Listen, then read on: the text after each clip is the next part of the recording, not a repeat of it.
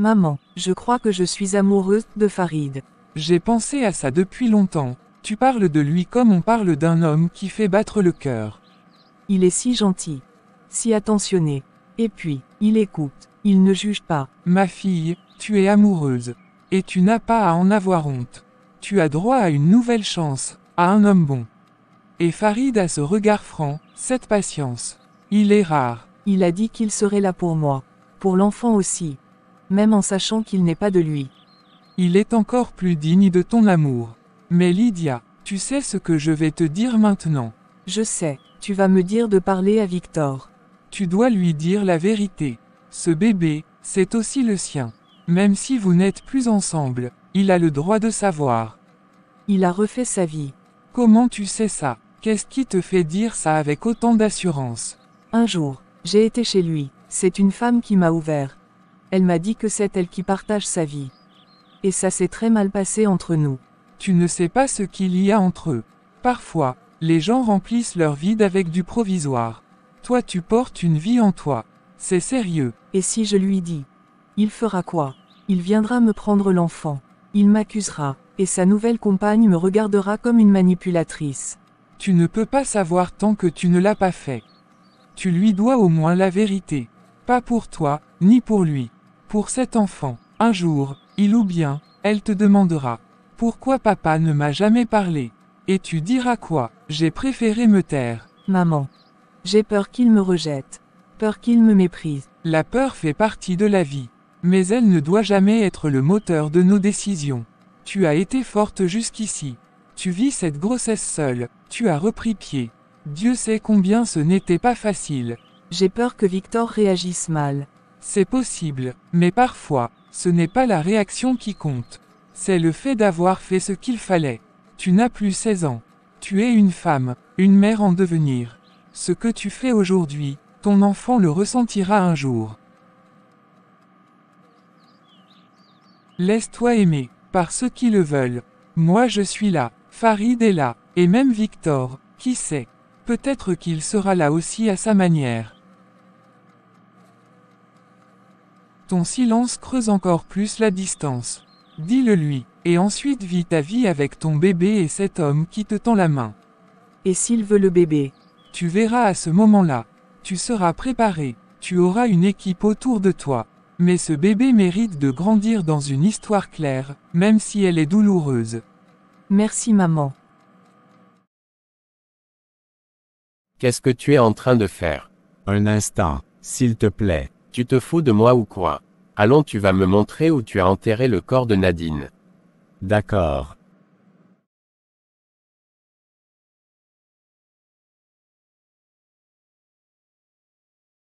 J'aimerais qu'on discute sérieusement. Tu m'inquiètes un peu. Qu'est-ce qu'il y a? Je ne me sens plus bien ici. Dans cette maison. Comment ça? Depuis quand? Depuis un moment déjà, j'ai essayé d'ignorer, de me convaincre que ça allait passer. Mais plus les jours passent, plus ça s'intensifie. Je me sens comme étrangère ici. Étrangère. Pourtant tu as choisi chaque coussin, chaque rideau. C'est toi qui as transformé ce lieu. Je sais, mais j'ai beau changer les rideaux, repeindre les murs, ajouter des fleurs, rien ne l'efface de cette maison. Tu parles de mon ex-femme, c'est ça? Oui, de ton ex-femme. De son parfum que je crois encore sentir dans la chambre. De ces photos qu'on a retirées, mais dont les cadres vides me regardent comme des reproches. De son reflet que je devine dans les vitres. Elle n'est plus ici depuis des mois. Je suis avec toi. Tu es la seule femme de cette maison. Je suis celle qui est venue après. Celle qui s'est glissée dans sa salle de bain, dans son espace. Même si elle est partie, son énergie est partout. Et le pire, c'est que je sens que toi-même, tu ne l'as pas totalement laissée partir. Donc tu penses ça de moi? Oui, je le pense. Et ce n'est pas une accusation. C'est juste une douleur. Parce que j'ai beau t'aimer, j'ai toujours la sensation que je partage ton cœur avec elle. Et dans cette maison c'est encore plus fort. Chaque pièce murmure son nom. Je ne vais pas te mentir. Elle a été une grande partie de ma vie. Mais toi aussi tu es mon présent. Ma vie. Je sais que tu m'aimes. Et je ne remets pas ça en doute. Mais ton amour seul ne suffit pas à effacer ce que je ressens chaque jour dans ces murs. J'ai besoin de respirer dans un endroit à nous. Un lieu qui ne sera pas une adaptation, mais une création. Tu veux qu'on déménage? Oui. J'ai dépensé beaucoup d'argent pour acheter cette maison. Et donc? Si c'est ce que tu veux, on déménagera. On vendra cette maison. Est-ce que tu es sûr? Tu ne dis pas ça juste pour me calmer. Je te le dis sincèrement. Je veux te poser une question. Et j'aimerais que tu sois totalement honnête avec moi. Vas-y. Est-ce que tu as vraiment tourné la page? Oui, bien sûr, elle fait partie du passé. Alors pourquoi chaque fois qu'on passe devant la pièce du fond tu ralentis? Tu crois que je ralentis? Pourquoi tu gardes encore son foulard dans ton tiroir? Pourquoi cette boîte en métal au fond de l'armoire? Tu me reproches d'avoir eu une vie avant toi. Non, je te reproche de me mentir. Tu dis que tu as tourné la page, mais ton regard te trahit. Tu dis que tu veux déménager, mais ton silence hurle que tu ne veux pas. Tu veux quoi? Que je nie ce que j'ai ressenti? Que je fasse semblant d'avoir oublié jusqu'à son prénom? Non, je veux juste la vérité. Parce que si tu acceptes de partir pour me faire plaisir alors qu'au fond tu restes accroché à elle, ce déménagement ne servira à rien. Tu veux la vérité? Bien, la vérité c'est que je ne l'ai pas complètement oublié. Voilà, tu es satisfaite. Merci, c'est tout ce que je voulais entendre. Maintenant tu vas partir. Non, je ne pars pas, parce que même si tu es encore un peu attaché à elle, je sais qu'il y a une partie de toi qui veut être libre. Qui attend que je l'aide à couper ce fil. Je suis là pour ça. Pas pour t'effacer, mais pour t'alléger. Tu es plus forte que moi. Non, juste plus lucide. Tu ne peux pas aimer quelqu'un d'autre profond. Je t'aime, mais parfois j'ai l'impression de trahir quelqu'un si j'efface trop vite ce qu'on a vécu elle et moi. Mais elle est partie. C'est elle qui est partie. Tu ne lui dois plus ta fidélité. Tu me la dois à moi maintenant. J'ai peur de l'oublier. Moi j'ai peur de ne jamais être assez pour toi. On fait quoi alors? On part. Mais pas pour fuir. Pour t'aider à déposer enfin cette valise que tu traînes depuis trop longtemps. On trouvera une maison où elle n'a jamais vécu. Où ses pas n'ont jamais foulé le sol. Une maison où je pourrais te regarder sans deviner son ombre dans le coin de ta pupille. Et si je n'y arrive pas? Alors je resterai à tes côtés jusqu'à ce que tu y arrives. Mais au moins je saurai qu'on a essayé.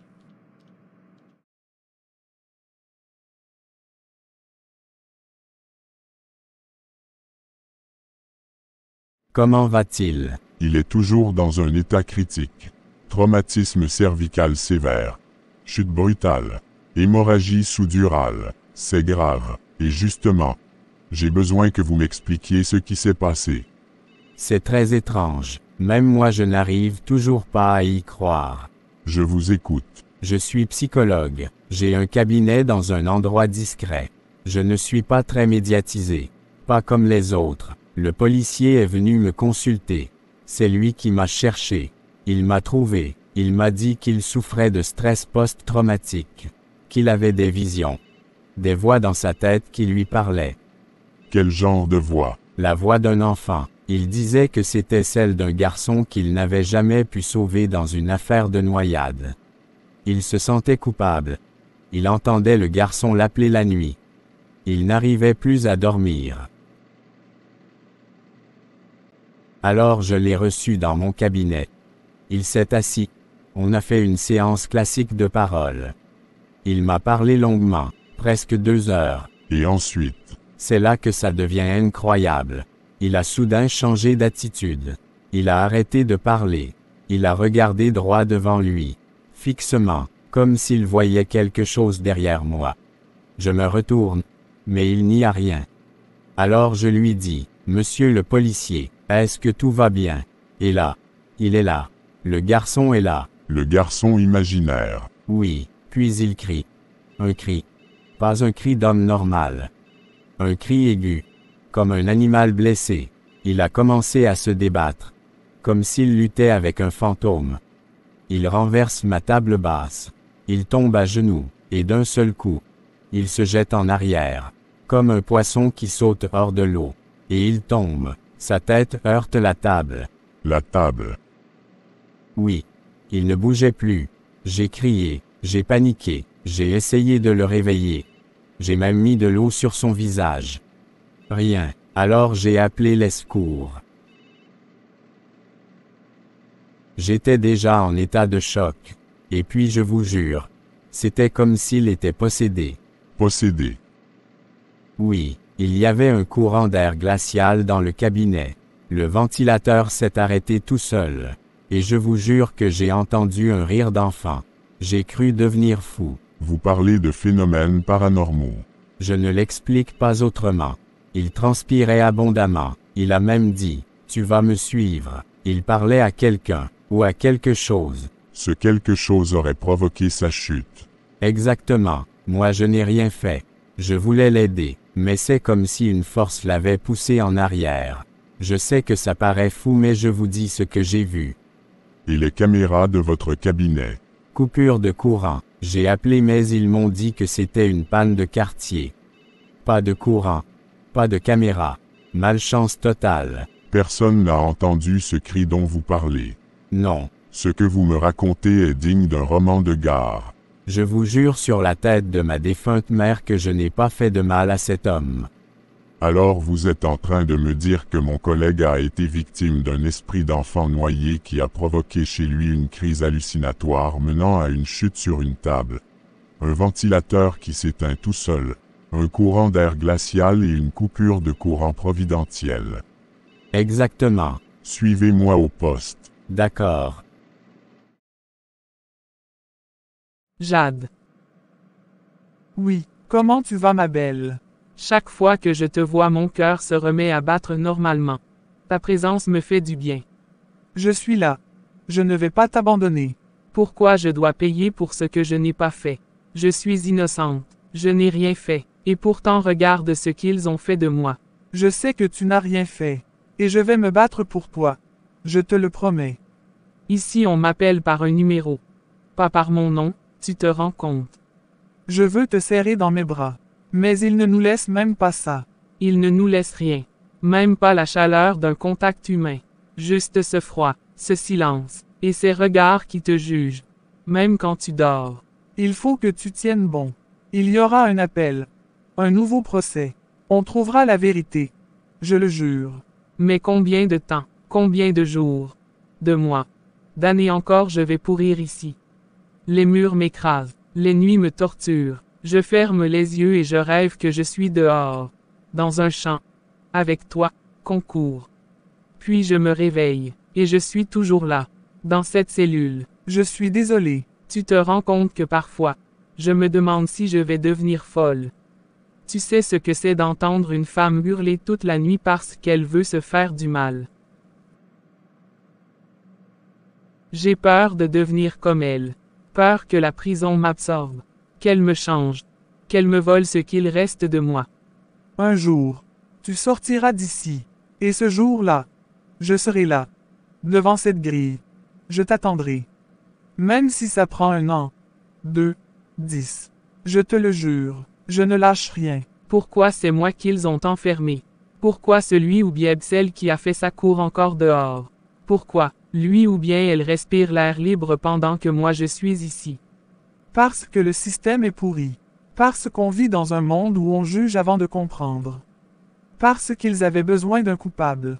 La justice est ailleurs. Elle n'est pas ici, pas dans ces murs. Ils m'ont volé ma vie, mes projets, mon avenir, mes rêves. Qu'est-ce que je vais devenir quand je sortirai?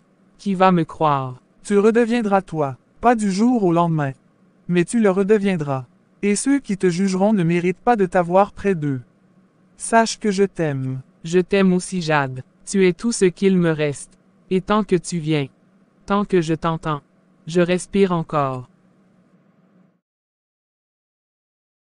Je ne vais pas tourner autour du pot. Dites-moi ce qui s'est réellement passé avec mon collègue. Je vous ai déjà dit ce que j'avais à dire. Et je ne parlerai pas sans mon avocat. Vous avez le droit de garder le silence. Mais vous savez comment ça marche. Refuser de coopérer ne joue pas en votre faveur. Je ne refuse pas de coopérer. Je protège mes droits. Il n'y a rien d'anormal à vouloir un avocat quand on est accusé de quelque chose qu'on n'a pas fait. Mon collègue est dans un état critique. La dernière personne à l'avoir vu vivant et conscient, c'est vous. Il est entré dans votre cabinet et après il se retrouve aux urgences. Vous voulez qu'on croie que c'est un hasard. Je vous dis que je n'ai rien fait. Il allait très bien avant de vous voir. C'est vous qui le dites. Pourquoi vous refusez de parler? Vous avez quelque chose à cacher. Je ne parlerai pas sans mon avocat. C'est un droit fondamental. Et si vous pensez que je suis coupable de quelque chose, alors prouvez-le. Montrez-moi une preuve. Une seule que j'ai fait du mal à votre collègue. On trouvera. Ne vous inquiétez pas. Les analyses sont en cours. Il n'y aura aucune preuve. C'est mon collègue, mon ami, et il est dans le coma. Et tant que je n'aurai pas compris ce qui s'est passé, Vous ne sortirez pas d'ici. Encore une fois. Sauf à démontrer que j'ai intentionnellement provoqué un tort. Vous ne pouvez pas me garder indéfiniment. Je vous conseille de respecter les procédures, sinon ce sera votre parole contre la mienne. Vous savez quoi? Vous allez rester en garde à vue. Et on verra demain ce que disent les résultats. Encore faut-il que ces résultats prouvent quelque chose. Jusqu'à présent, vous n'avez que des soupçons. Vous jouez avec le feu. Et je vous jure que si je découvre que vous avez touché à quoi que ce soit dans sa tête, je ne lâcherai pas. Mais ce n'est pas moi que vous devrez craindre. Ce que vous devriez craindre, c'est ce que vous ne comprenez pas. Vous êtes à garde à vue.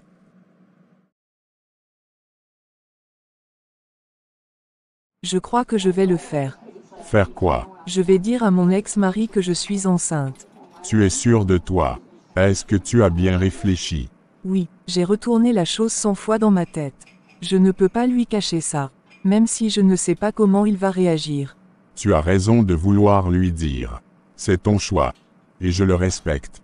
Tu veux que je t'accompagne? Tu le ferais. Oui, mais seulement si tu en ressens le besoin. Je ne veux pas m'imposer. C'est une démarche intime, personnelle.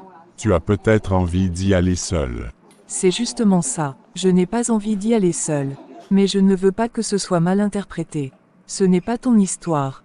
C'est vrai que ce n'est pas mon histoire. Mais tu fais partie de ma vie maintenant. Tu es une femme que j'apprécie profondément. Si je peux t'aider, même juste en étant assis dans la voiture dehors, je suis là. Tu es tellement différent des autres. Différent. Comment? Tu ne contrôles rien. Tu n'exiges rien. Tu n'imposes rien. Tu es là. C'est tout. Et ça fait du bien. Alors laisse-moi continuer à être là. Sans pression. Sans attente. Tu veux que je vienne avec toi. Ou que je t'attende pas loin. Tu choisis. Tu pourrais m'attendre juste dehors. Le temps que je parle avec lui. Si jamais ça se passe mal, je saurai que tu n'es pas loin. Ce sera fait. Tu me diras le jour, l'heure. Je serai là en silence, en retrait. Et quand tu ressortiras, peu importe ce qu'il aura dit, tu ne seras pas seul. Merci. Je ne m'étais pas senti aussi en sécurité depuis des mois. Tu n'as pas besoin de me remercier. Ce que tu vis, c'est important. Ton histoire compte, et je suis heureux si ma présence peut t'aider. Même un tout petit peu. Tu m'aides plus que tu ne le crois. Je crois que je vais pouvoir affronter ce moment grâce à toi. Tu vas l'affronter parce que tu es forte. Moi je suis juste là en soutien.